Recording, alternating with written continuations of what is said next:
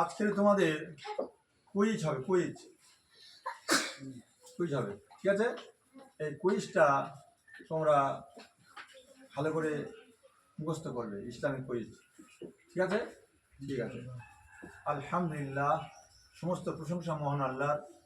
আল্লাহ পাক আমাদের সকলের ইসলামী অনুষ্ঠান বা ইসলামী আকায়েদ এবং ইসলামী কুইজ কোরআন হাদিস শোনা বলার থেকে বেশি বেশি করে আল্লাহ পাক যেন আমাদের নেক আমল করার তৌফিক দান করেন। আমিন। আচ্ছা, হযরত ইদ্রিস আলাইহিস সালামের কথা বলবো। তিনি একজন প্রসিদ্ধ নবী ছিলেন। নবী তিনি। কোরআনে প্রশ্ন, আজকের প্রশ্ন, কোরআনে হযরত ইদ্রিস আলাইহিস সালামের নাম কতবার এসেছে? কোরআনে হযরত ইদ্রিস আলাইহিস সালামের নাম কতবার এসেছে? কোরআনে আল কোরআনে হযরত ইদ্রিস আলাইহিস সালামের নাম কতবার এসেছে? আজকের সঠিক উত্তর মাত্র দুবার, সূরা মারিয়াম ও সূরা আম্বিয়ায় এসেছে। বুঝেছ না? ঠিক আছে। তার পরের প্রশ্ন, পৃথিবীতে কলম দ্বারা লেখাপড়া সর্বপ্রথম কে চালু করেন? এই কলম দ্বারা লেখাপড়া সর্বপ্রথম কে চালু করেন? পৃথিবীতে সর্বপ্রথম এই কলম দ্বারা লেখাপড়া চালু শুরু করেন কে? কি বলেন? বলতে তোমার জানা আছে কি? হযরত ইদ্রিস আলাইহিস সালাম, তিনি একজন নবী। তার পরের প্রশ্ন, চতুর্থ আসমানে কোন নবীর সঙ্গে হুজুর ইসলামের সাক্ষাৎ বা দেখা হয়েছিল? চতুর্থ আসমানে, আসমান সাতটা, জমিন ও সাতটা স্তর আছে।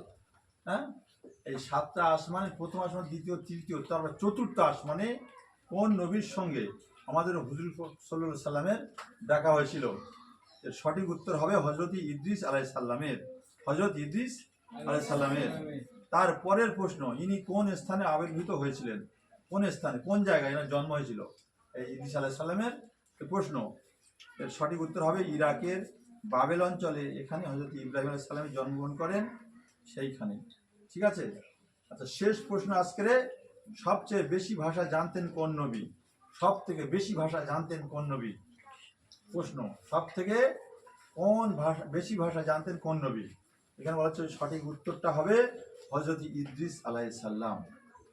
হযরত ইদ্রিস আলাইহিস সালাম। তাক আল্লাহ পাক আমাদের সকলের শোনাবার থেকে বেশি বেশি করে নেক আমল করার তৌফিক দান করেন। আগামীতে এরকম ভিডিও তৈরি করার আপনারা সুযোগ করে দেবেন, একটা সাবস্ক্রাইব করবেন, আর আপনারা বেশি বেশি শেয়ার করে আমাদের সকলের কাছে তিনি প্রতিষ্ঠানটা জাগিয়ে রাখবেন, পৌঁছে দেবেন। এ পর্যন্ত আমি শেষ করলাম। আসসালামু আলাইকুম।